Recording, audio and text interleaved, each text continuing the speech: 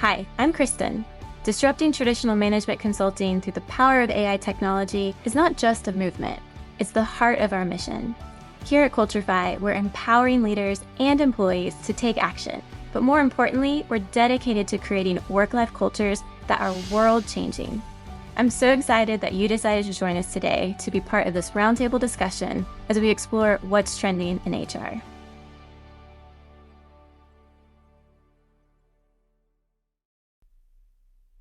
Welcome, everyone. Thank you guys so much for joining us today for our final chapter in our What's Trending in HR series. So thank you guys so much for joining us. We're really excited to talk about the power of harmonizing ambitions and how aligning individual growth with organizational goals can really transform cultures and just unlock growth and success. If you are new to our series, we're here every Thursday at 11 a.m. Eastern. And today we're joined by two panelists, our subject matter experts and thought leaders ready to dive into this conversation with us today. So I'd like to start with just introducing them. So first up, I'd like to welcome Lisa Bice, partner at Culture Curated. Lisa, thank you so much for joining us today. Would you care to just give a few words of introduction? Yeah, sure. Thank you so much for having me here today, Kristen. Just a little bit about myself. So I'm Lisa Bice, and I'm a co-founder and principal consultant at Culture Curated, and where we specialize in really designing processes, programs, experiences that offer both businesses and HR organizations essential expertise in human capital, people, and culture. So our solutions work to redefine simplicity in what we all know is a very complex landscape of people management, and we work to craft solutions with precision. So we tailor for the busy leader by working to make sure that we understand their business and then infusing concepts that best reflect their org's culture.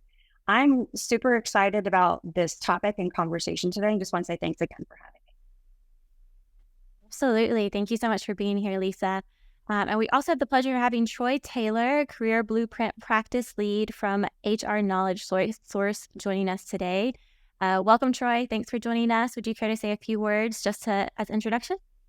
Absolutely. Good day, everyone. And it's a pleasure being here today. Thank you, Culturify and Kristen, and for having me here today. And greetings again to Lisa. Yeah, just really quick about me. Troy Taylor. I'm the practice lead for Career Blueprint, which is a division of HR Knowledge Source. HR Knowledge Source, or HRKS, as is also known, is a human capital and business consulting firm with 4 centers of excellence: recruitment and staffing solutions, HR consultancy and guidance, participant and staff development, that's all things training, coaching, career navigation, and succession planning, which I'm the practice lead for, and inclusive workplace culture. And so as well, I'm excited to be here again.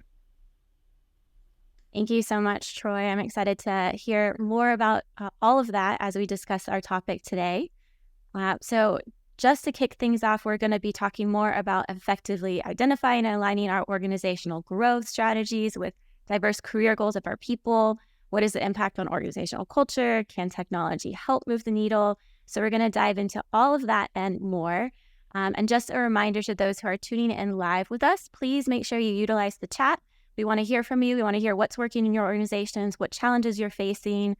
We want this to be interactive. And then also be sure to drop your anonymous questions in our Q&A. This should be located at the bottom of your Zoom screen. Just go ahead and click that and it will pop out and you can drop your questions. And I have a ton of questions for Troy and Lisa today, but we want to make sure that we're hearing and answering your questions as well. So please make sure to utilize that, and we'll try to get to as many questions as possible throughout our conversation today.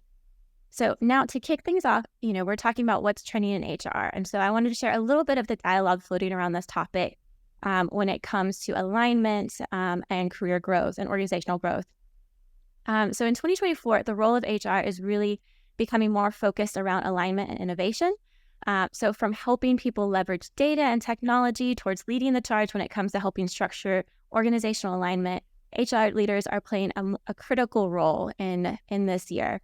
And this stat should really come as no surprise, but thought it was interesting to highlight that organizations with strategic HR alignment are 2.7 times more likely to be highly effective at innovating, creativity, and generating and implementing new ideas. So there is a clear connection between culture and this alignment that we're talking about from individual to organizational goals.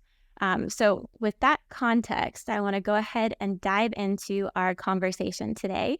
And Troy, I'd love to just start with you and hear from you. So when you're thinking about this topic, why is it crucial for organizations to align individual career paths with their growth objectives, especially, in the context of today's workforce? Yeah, thank you. So if we're talking about businesses whose workforce is driven by human beings, right? There's a few things to consider.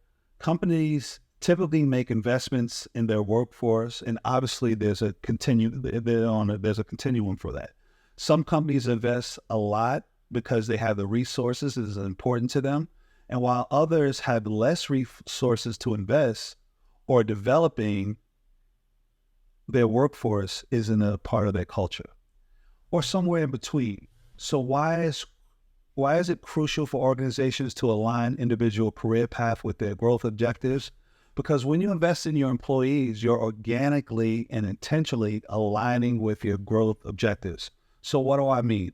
Employees, while typically not monolithic, foundationally, they want purpose, ability to develop, and a workplace culture that aligns with their values.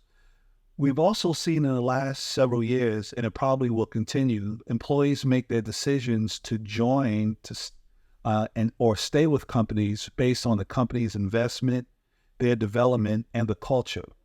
And in the last several years, many companies we work with started to see a significant decrease in retention and increase in turnover. So not only is it costly when you have turnover, but also you lose tribal knowledge, right? And that high potentials leave as well. And so one leading factor I'm thinking is that there wasn't a career pathway for employees. In other words, let's say you have an employee, John. John wants to move up. He works for company A. Company A is like, yeah, sure, John, we want you to develop, but there's no pathway, right? There's no process. And the direct supervisor a lot of times is overwhelmed. And when they turn around, John already left or he's about to leave the company. And so when companies help their employees develop with a pathway for progression in terms of roles and departments that align with company objectives, it really becomes like a win-win for everyone. And there's an investment made whether to reskill or upskill. They can see a vision of growth and development with the company, and really the benefits for the company increase productivity, retention, and revenue, among other things. And it actually helps to become a recruitment tool as well, helping companies be competitive. And that's the situation we was able to help a lot of companies with, but that's what we're thinking. Lisa? Yeah. And, gosh, we're thinking so much along the same lines, Troy. I can't speak enough towards or about, creating a sense of purpose through this organizational goals aligning to individual goals. So I kind of think about it from the standpoint of you can create clear line of sight, right? So you have your organizational goal. You can translate that into a department or divisional goal, which translates into a team goal. And you can break that down, and you should be breaking them down into individual goals, right? So similar to all the benefits that you talked about, this goal alignment's really critical to creating that sense of purpose and engagement. And so when the goals are clear, they provide clarity of expectation, both for the manager to understand how do I speak to what the expectation looks like, and obviously for the employee who gains clarity on, okay, well, I know how I can get the job done. So what does it do? It instills a higher sense of ownership. It increases employee engagement, satisfaction, and you're creating an environment that fosters innovation. And as you said, ultimately impacts the bottom line in a more positive way. So it is a win-win. You're right.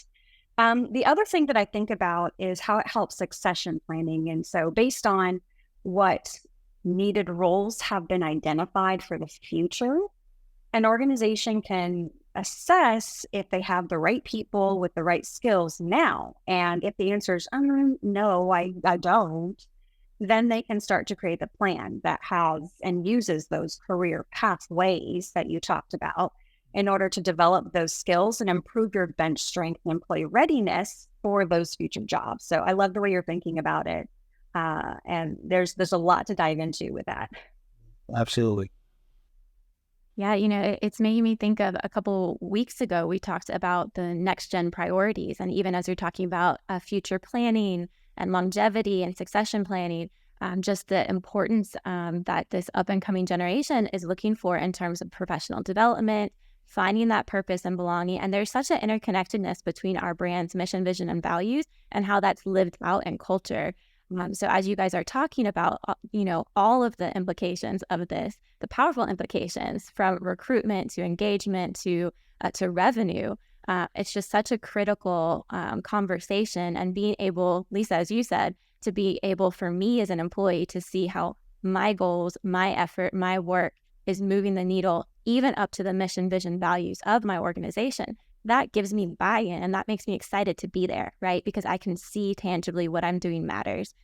So yeah, I mean, this is such a, you know, there's so much there. There's so much we can talk about in this conversation. But I'd love to kind of dive into how do we do this? So we're talking about this. It's such a big topic. So what does that look like? How do we begin to start doing this if we're saying, okay, we could be more aligned in my organization? Well, Troy, go ahead. No, you go first. It's fine. I'll add. So how can we do that, right? I look at it, that's definitely like kind of a strategy question. So companies must look at their current objectives and their future objectives while also factoring, obviously, you know, AI and while evaluating, say to themselves, kind of what you said earlier, does our workforce have the necessary skills and what new skills do we need to develop or hire for, right? And so how do they do that? And the thing about that is you really have to look at how your company is set up, right? How your company is set up and how you're structured. And the thing that I love about alignment, it almost kind of reaffirms what the vision is for the company, right? But there's a lot of different ways to approach it, right? It's not like a one size fits all, right? So it's part process, it's part systems, and it's definitely the people component as well. Yeah. I think I've got a couple of kind of like an example for sure that comes to mind and a couple different approaches that I'll take on this that just, I think Troy just really build on what you're talking about.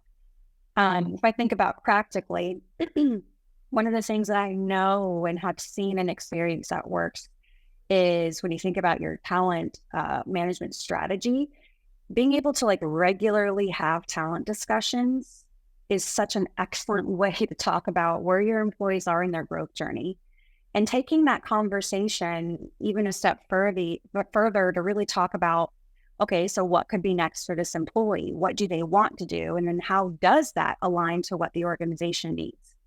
And so I think about a specific example for an organization that I worked in that we had this idea of what a successful plant manager looked like, right? So this was like a deeply ingrained, long-standing archetype that we had developed around a plant manager.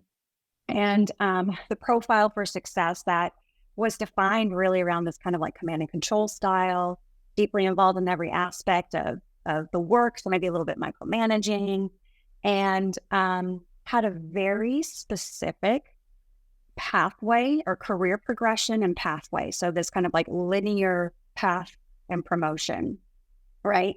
And so it was really through this talent conversation that we really started to think about and challenge what skills were needed for the job. And let me go ahead and also state like that traditional pathway, honestly, like past recruiting and selection processes were weeding out diverse talent, right? And so kind of like was honing in on this very specific subset of people that was not very diverse. And as we went through those talent conversations, again, we're challenging that kind of like long-standing archetype and realizing, oh, wow, there really is kind of like a different set of skills we're looking for for this role to be successful. And so it really shifted what we thought about in terms of behaviors that were needed for the job, but also past experiences, right? And so it opened up kind of like this multi-dimensional viewpoint of saying, okay, you can have experience in different types of backgrounds and still make a great plant manager, right? So it just really shifted our thinking. So I think that's a great way to think about what we can do differently in organizations to really help.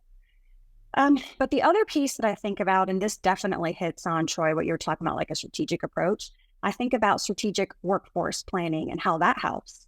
It's super critical for businesses to be set up for success, and requires that you think about and assess. You spoke to this earlier, but assessing your workforce. You really want to develop scenarios, analyze your people data, identify those skill gaps for today versus future needs, and then create a plan that helps you address that. And so you can really leverage things like data analytics and predictive modeling to help analyze your workforce trends or identify patterns. And it helps you to forecast your talent needs. And so when you combine like this internal data set and you factor in market insights, for example, orgs can really start making more informed decisions about their talent management strategies, like workforce planning and then resource allocation to support those org growth objectives. The other piece of that is what it does for HR leaders, and they benefit from gaining this really great, key insights that can help empower them to make more informed decisions about their talent needs. And, so like, think about it. It's about knowing, do I have the right people in the right place at the right time with the right skills, at the right cost? I can probably add a few more rights that I'm not thinking of.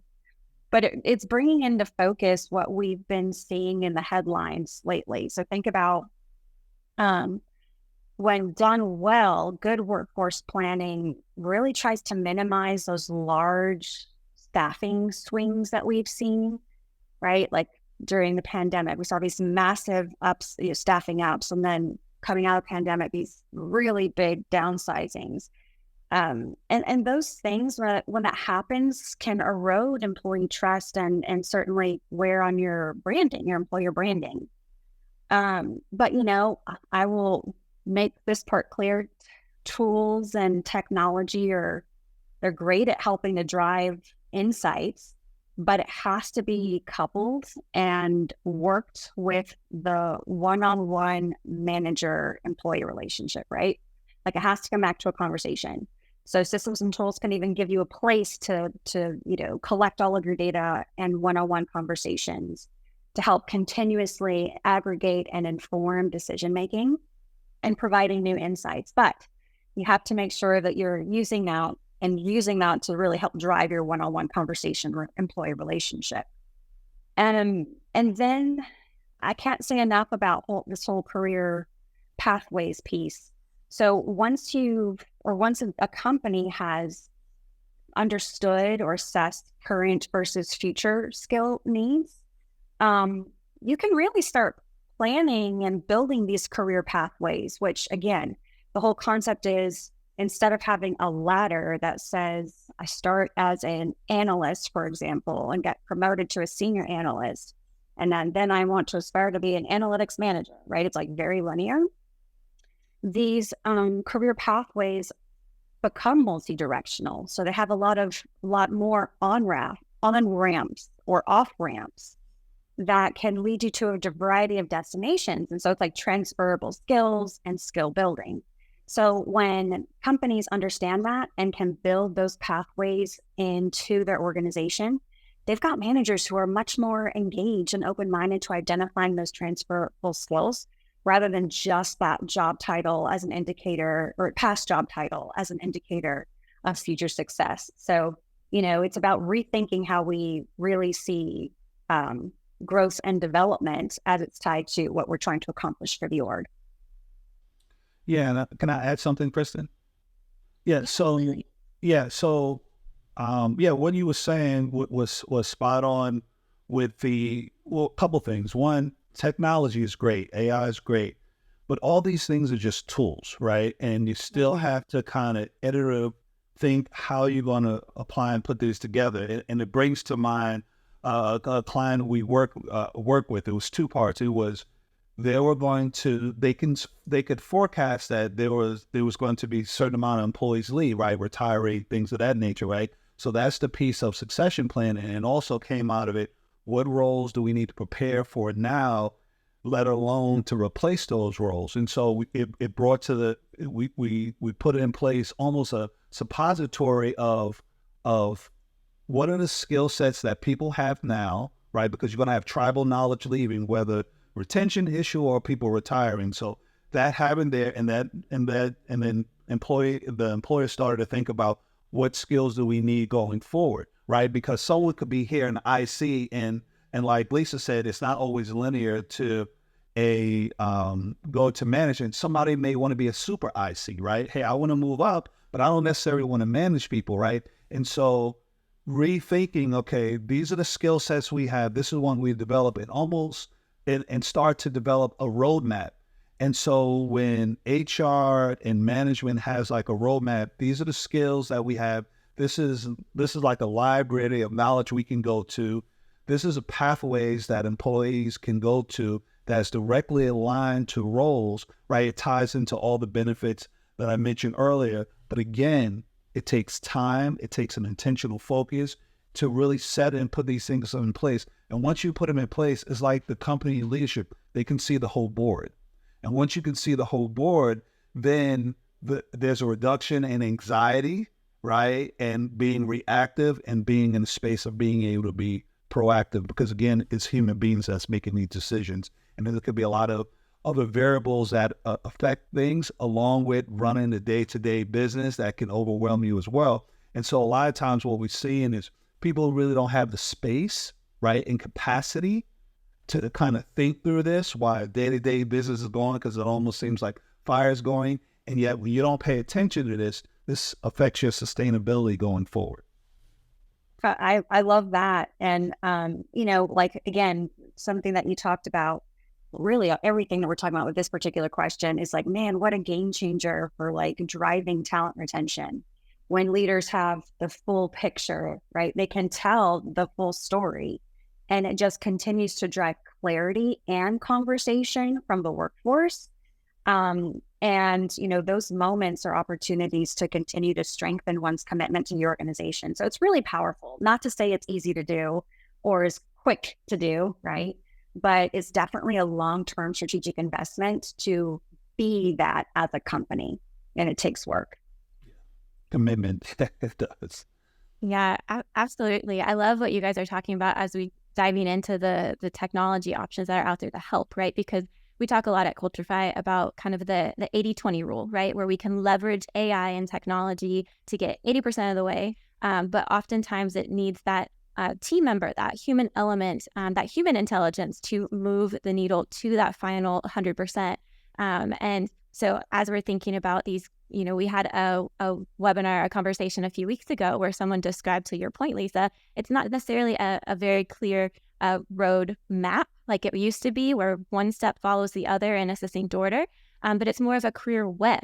And so how do we leverage that, right? How do our managers know the ins and outs of all the skill sets, all the life experiences that our team members bring to the table that could be huge value adds to developing those succession plans, to tapping into new skills as we're thinking about upskilling, longevity, and building up a workforce to meet the needs of today's changing skill sets. And that's where I think the AI technology that we get excited about at Culturify can really help move the needle in those spaces. So, we talk about our AI technology as fused intelligence. So it's really blending that human expertise with the power of AI. So it's coming alongside leaders and team members and employees to help make those recommendations and to analyze and to say, I can see this entire scope of what this person in their brand, in their personal culture strategy is building, their life experiences, the culture groups they're interested in, their professional skills, and based on all of that, and their goals, right, their professional goals, and based on all of that, be able to recommend specific learning, specific job opportunities, and just be able to more easily flag that to managers, right? So as you both are saying, the importance of knowing all of this, the technology that is out there today can really help equip and empower leaders to be more informed, which I think you both mentioned. And I think that's what's really exciting, because it also speaks to that retention piece, right? Because if I'm being able to step into skill sets I have, and as I'm looking for career growth in my organization, that's going to make me excited and that's going to make me want to stick around. So there's so much out there that I think is really, really exciting as we talk about the changing technology. Well, I'd love to talk a little bit about the challenges, right? Because we can talk about the impact and how important this is and the technology that's out there. But, everyone would be doing this if this was, super easy. And so what are some of the challenges that you guys are seeing? Especially, Troy, I'm sure you come up with you hear these challenges all the time as you're working with clients. But what are some of the biggest challenges that organizations are facing when it comes to aligning individual and organizational growth ambitions? And how have you seen them overcome that? Yeah, so a lot of challenges that we see is that a lot of times they don't have a process, right? They don't have a process that captures really the organizational need, whether position wise or a pathway or a development, right? And to be honest with you, a lot of times it comes fundamentally either, well, one is the vision, right? So you got to have the vision to even understand what the challenge is, right? And ask yourself that question. Then it could be they're undermanned, or a lot of times they don't have the skill set in-house, right, in the company and to either develop or implement it, right? And so, and even asking themselves is really, it starts really first spending some time asking themselves the questions and answering them and development of these strategies. But it really starts with the vision, right? And then once you have the vision and you asking yourself the right questions, then you start to figure out, okay, what is the process and do we have that talent? Do we have that ability to do that inside, right? Or do we need a help with it? So that's what I generally see, and that's usually could be the starting point of a solution. Yeah, I cannot say enough about process and appreciate that you talked about first setting a strategy first, right? Having clarity of that. I can think of an example that I do think helps bring some of this to life, exactly what you're talking about, Troy. But in this particular company, I was in an organization that moved very quickly from launching to rapid growth. And they were entering as a new player to disrupt a very mature market and had really begun to take some market share, right? So they had identified they needed people who were really ambitious, had a bias for action, and were creative problem solvers, and had a really high sense of ownership in a highly ambiguous space. Had never been in the space before, right? Even though it was mature, but we don't know how to do it. So in that state, during launch and certainly this early growth, goals were super clear, right? Work teams were small, and the organization was pretty flat, and so that meant that decisions could get made quickly, and people really understood what it was that they were going after. And but fast forward, as they moved a few years, as they moved on and through the tail end of the pandemic, the org grew so fast, and they kind of missed the moment to bring back into focus if they were still hiring the right people that had the right skills for the business in the new moment in time, right? And so they had literally figured out how to build the plane as they were flying it. That's the phrase that they use a lot. And so skill needs had really shifted from creating something new in this very ambiguous space, environment, to needing to implement, and execute processes that were creating stability for the organization and providing a way to analyze data to inform decision making. So it's in the chaos of this growth, they really lost sight of how to keep their goals clear and translating them, as I talked about earlier. How do you translate them through every layer of the organization? And it created, I guess, this missed opportunity created skills misalignment for what they needed then versus what they needed now, right? The future had caught up with them, so to speak, without taking a really close look at what they needed for the future. So, this diminished employee sense of ownership, that creativity was lost, engagement was down, restricted problem solving, and really started to negatively impact morale. And I think, Troy, you said this, this is super not easy to do when you're in the moment. And so making sure that you have a process where you are very intentionally watching and listening to make sure that you are bringing back into focus the need to reevaluate what you need now and in the future. So build it into your DNA, check in, and then measure against it. The other piece, I always try and think about the manager's role in, really creating clarity and direction for where we're moving for the future. And I'm like, not going to claim this as my own, but we really need to make sure that the manager's mindset is moving towards being more involved in the career mobility story. So this report that I read, this was from McKinsey's Global Institute, had found that internal mobility accounted for 35% of total employee moves for companies performed in the top 25 financial performance in their sector. So it was kind of indicating to me, oh, wow, like 35% internal movement had been identified as the sweet spot, internal movement versus external hire, right? And so as they gain clarity in the story, the full picture, what are we trying to accomplish and move to? You break down clear goals at every layer of the organization. Managers really can own and be responsible for creating career mobility within their departments, sharing their story with their employees, with partner teams, stakeholder teams.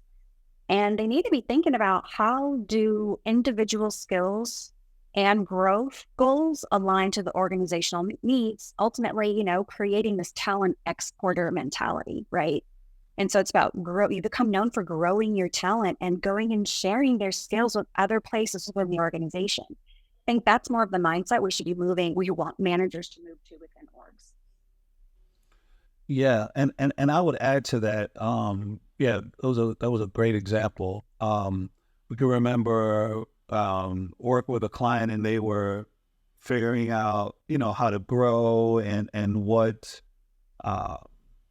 roles they should be hired on, factor in technology, all these things, and it was sort of like a sense of there's a lot of different things that you can do, but sometimes leaders and companies get in this thing where they're copying what someone else is doing, because we're like, oh, so-and-so got this kind of reported outcome, based on whatever percentage, this growth or this revenue, or was able to keep their retention down. Let's copy that strategy.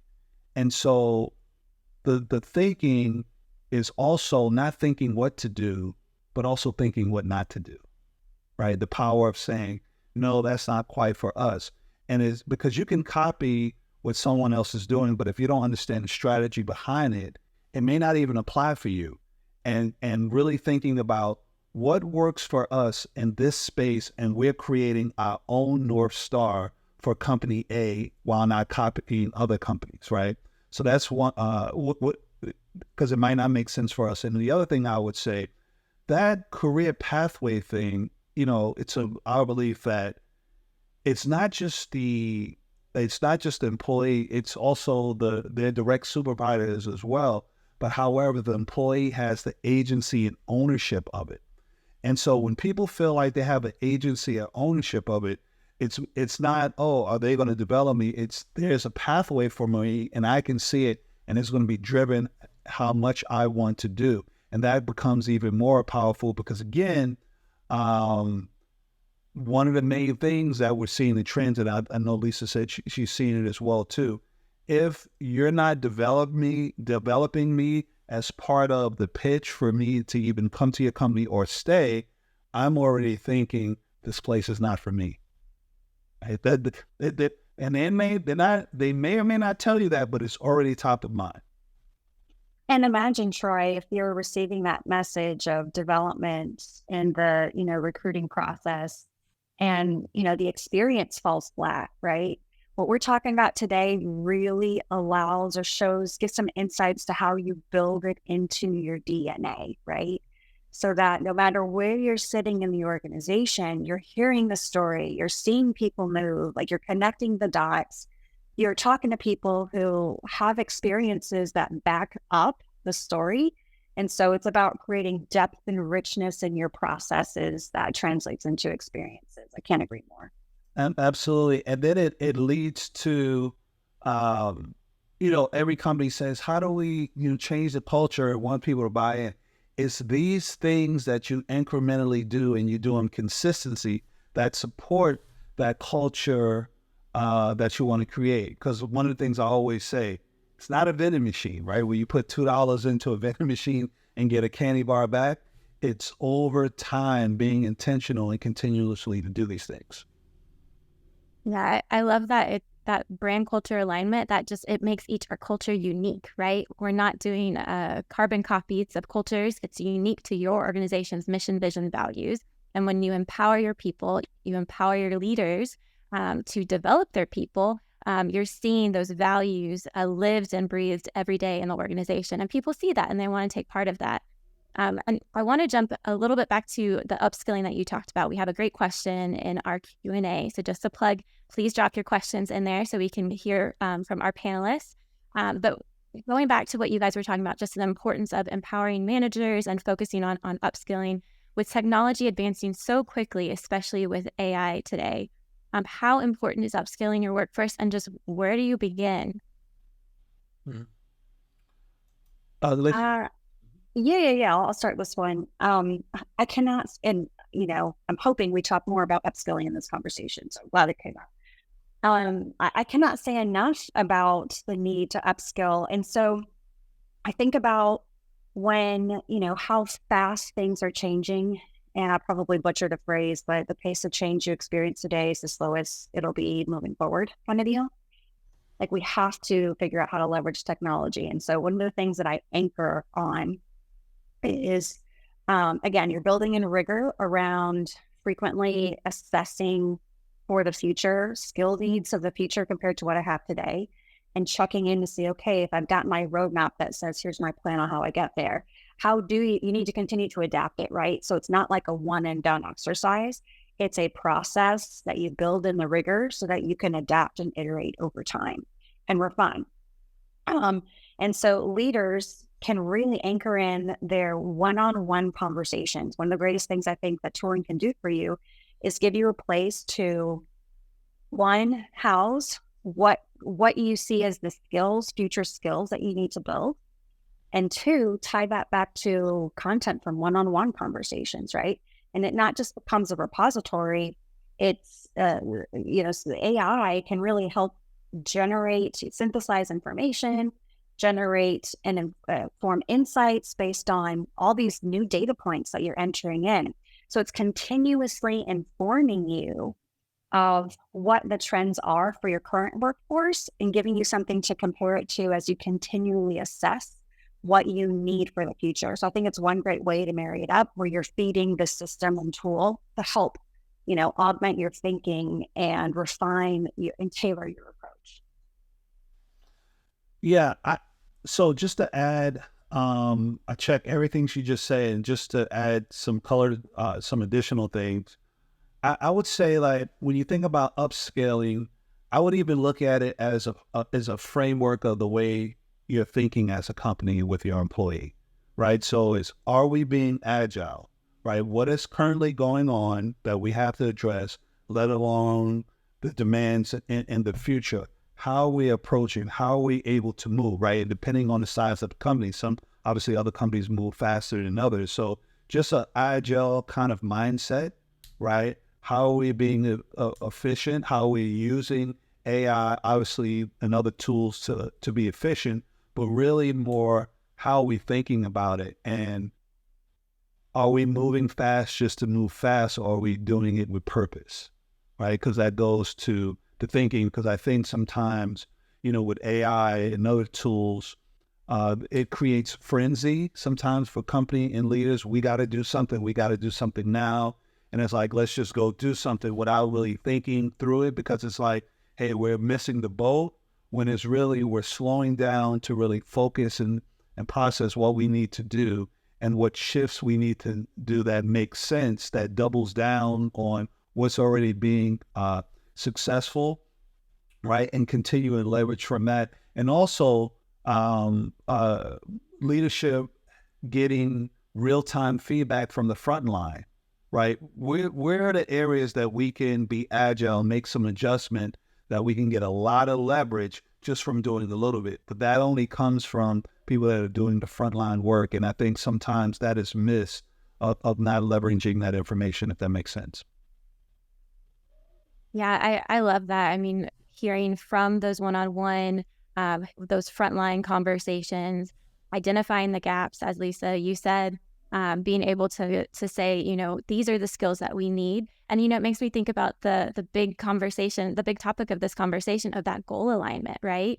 And leveraging the technology that is out there in order to help make those goals, identify those goals, and then utilize AI for even strategy recommendations to help your team think through, if this is my goal, then these are recommended strategic actions that can be taken at the strategy level to move the needle, and then identifying ways of having those tasks and goals be trickled down all the way to the individual. So there's so much out there when it comes to technology that can really help when you have those goals clearly defined, which I think is really, really powerful. Not to mention, I think you both mentioned the importance of being able to pay attention to what's going on, leveraging real-time data to be able to see the trends as they're changing, right?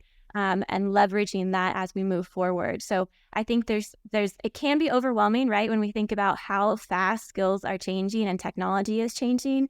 But I think the power of AI is there to really help you plan, research and data, position your strategy, and then possess the goal and actually bring that goal to life.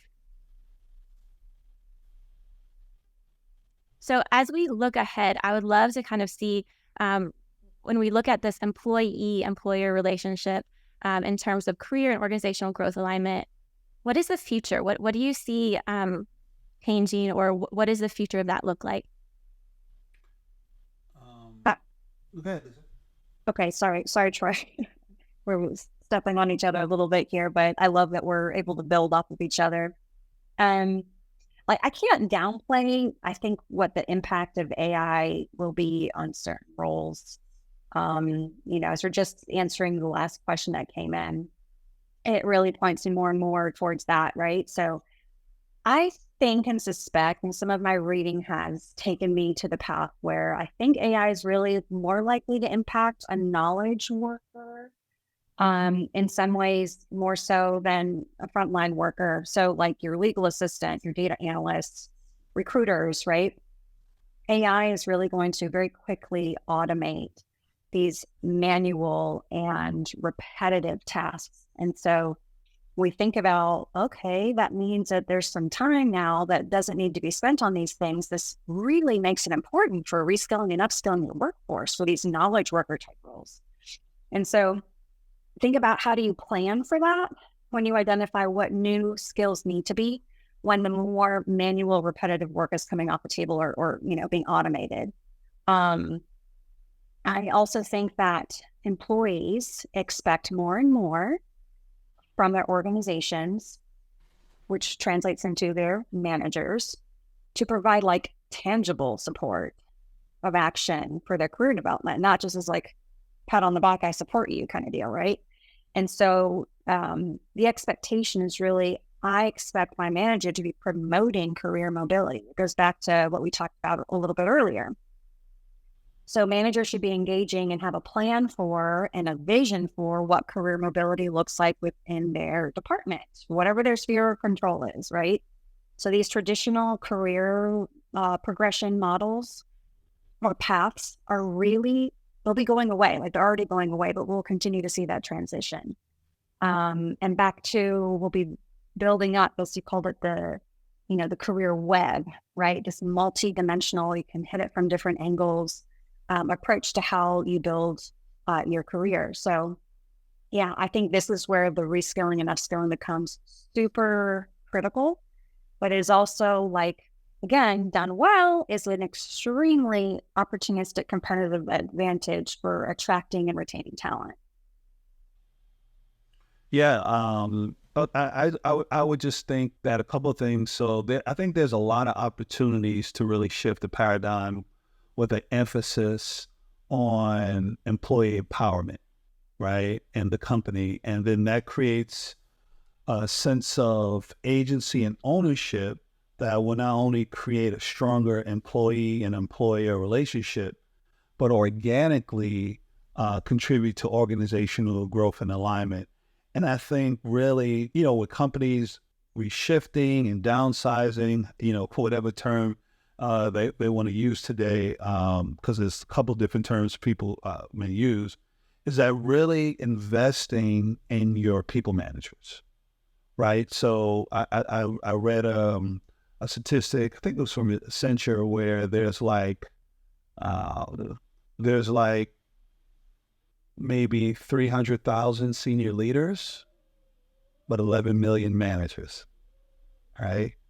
And so when you're investing in your frontline managers and it, because it helps them build capacity to not only do their job, but also to lead, and embedded in that, in my role is how am I going to help and lead my team so they can develop, right? Because when you're able to do that, that will create that organizational culture that you have, having that repository of knowledge and information that people can also go into their own, because there's some people that raise their hand, I'm ready to go and develop now, and there's other people that may approach it, a little slower, but like a source of knowledge that they can continuously go to.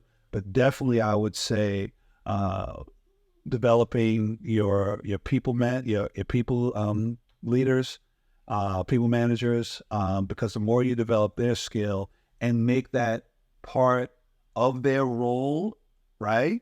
Make that part of their role, an important part of their role, how they develop others, because again, you continue to grow in that tribe, so to speak. Yeah. And I do want to clarify, I think we are kind of seeing the same message here. I love the idea of creating a sense of ownership and agency for the employees to be able to go explore and find different pathways. And when I think about the manager taking more of a co-pilot seat, right? Like it's exactly to what you talked about. It's to building a deeper one-on-one manager-employee relationship, right? It's signaling, hey, I'm invested in you. Let's talk about like where I think you can go. Let me share my thoughts as a manager as to what I've seen works or what my plans look like when I look at career pathways in the organization, right? Like it all comes back to how you use that to build and enrich that conversation without taking away like a sense of ownership to the employee, right? Like we don't want managers designing career movement for their employees without taking into consideration, right? What does that employee want to do, and letting them truly own it. So, but yeah, I think you added some fundamental points. Yeah, and when I think about some of the hesitancies, when we think about, upskilling and empowering our managers to take more ownership, there can be some pushback, right? About how do I do this? I don't have capacity. There's no bandwidth. And I think that's where, again, leveraging AI can really help. And Troy, to your point, some of that hesitancy, at Cultify, we say a lot that AI isn't about taking your job, but about taking your job to the next level. And so sometimes I think it's as simple as communicating that to folks on the team who may be a little bit hesitant about what does this mean? How do I do this? And so then leveraging that simple knowledge of how can I leverage AI technology to automate those tasks that I think, Lisa, you spoke about, and allow me to focus my skills on something that is more meaningful, more strategic, or be able to have the capacity to develop and upskill. And when we talk about, thinking ahead, as the future of work is changing so quickly, I want to kind of jump to our last question as we're wrapping up, but thinking again about how do we remain attractive? So what steps should organizations take now to prepare for the future of work? And, it makes me think of a stat recently from the U.S. Chamber of Commerce that said, if everyone in the U.S.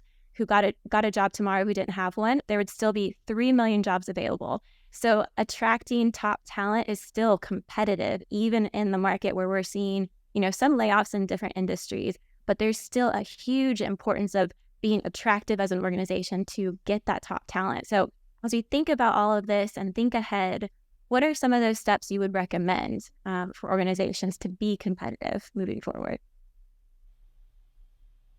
You want to go first, Lisa? Try me take the lead. I'll come in over here. Yeah, so I would just say that going back to a lot of things that I said earlier, as long as you have employees, right? Being intentional about the culture you're developing or maintaining, right? And so that first step being clear of what culture you want or what shifts you need to make, and tying employee growth into that for those that want it, and matching the roles to the organization that they have now in the future. That is really key. And so now you're literally creating your own process and systems that become internal pipeline for your own organization, which again becomes a huge recruiting tool, because again, that's one of the big drivers for employees. Am I going to be able to grow and develop? Do I see a pathway for myself? Yeah, totally agree. And I mean, we've kind of hit elements of this question, I think, in every other question discussion that we've had. But for me, it kind of boils down into three key things, right? I think Troy mentioned assessing your current skills and knowledge, right? Step one. If you haven't done that already, that is like real homework, right? But this includes technical skills, soft skills, job specific skills and knowledge, as well as transferable skills. And once you've done that, step two, identify future skills and knowledge needed for future work, right? You might have some of the same, especially transferable skills, soft skills, but you might have some new things like additional ability to reason, complex problem solving, monitoring AI systems, highly skilled in technology use, maybe for more traditionally less technology-based jobs, right? Like, because the AI might be pulling the manual work off the table, more or less.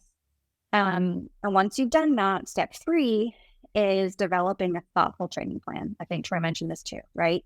But when you do that, knowing that you need to check in, you can set milestones to say, are we making progress? Make sure you're checking in. And this really gives what begins to take shape as a development plan for an employee, right? Because you've taken it and broken it down to each layer of the organization with organizational goals, and you can translate it into actions and activities to help develop new skills from now until that future work hits, right? So it's giving you something to work towards, to work towards and measure against. One example that I think HR practitioners might actually sympathize with is how the HR profession has really shifted from, a more personnel management to providing strategic business partnership rooted in really understanding the business, right? So the next evolution, if we think about future work, it's kind of already on us, but certainly we'll be getting more into it, is how even more critical ensuring that your HR practitioners are data savvy and using that data to help inform decision-making. So an organization can build a training plan that helps to increase that skill across that entire job group, right, over time. So that's how simply, conceptually you can start thinking about these practices or principles and putting them into action. So step 1, 2, 3 covered it. Assess current skills, assess future skills, and then build a plan, right? A training plan. And once you can figure out how to build this into the rhythm of your business, it really does become part of your company culture. And it becomes the experiences that your employees can feel and that they want to talk about. And again, brings it back to creating competitive advantage. So those are the three things I would say you want to make sure that you're doing. Yeah, I love that. If I could translate that into what we talk about a lot in Culturify, it sounds like identifying the problem, like unifying your teams and creating plans, and culturifying the outcome as we think about moving the needle forward. And, we talk a lot about leveraging AI at Culturify. And, as we wrap up today's conversation, I know there's so much more we could dig into. We just scratched the surface. But if anyone who's attending live would love to share more about what they're exploring, what challenges they're facing, and would like to dive a little bit deeper, we would love to connect. And, in fact, in 2 weeks' time, just a little plug, we will be hosting what we call a Q&AI deep dive conversation with 2 members of our team to go into some of the weeds of what does this look like for your organization. So if you're looking to bring your own challenges that you're facing and you want to chat with our team, you want a little bit more of a deep dive of what we're building here at Culturify and how our AI technology powered by fused intelligence can really help move the needle in some of the ways that we discussed to address some of the challenges that are being faced that Troy and Lisa unpacked with us today. We're going to drop that in the chat. So please go ahead and register so we can see you in a couple weeks. And of course, if you have any questions, you can reach out to us at info@culturify.com. So again, thank you guys so much. Troy, Lisa, I really appreciate the conversation. Thank you guys for being here. Again, the actual insights, the conversation, I really just appreciate hearing from your experience. So thank you guys. It's always a pleasure to be here. So thanks for having us. And Troy, it was delightful getting to chat with you on this topic. So thank you so much. Absolutely. Thank you for having me, Kristen and Lisa. I check everything you said. Great ideas. Thank you.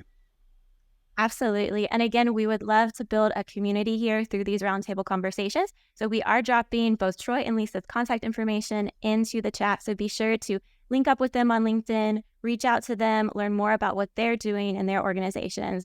And thank you guys again for being here today. And I did mention a little bit, but I do want to plug our new series coming up. So we will be back here again next Thursday, April 4th, 11 a.m. Eastern.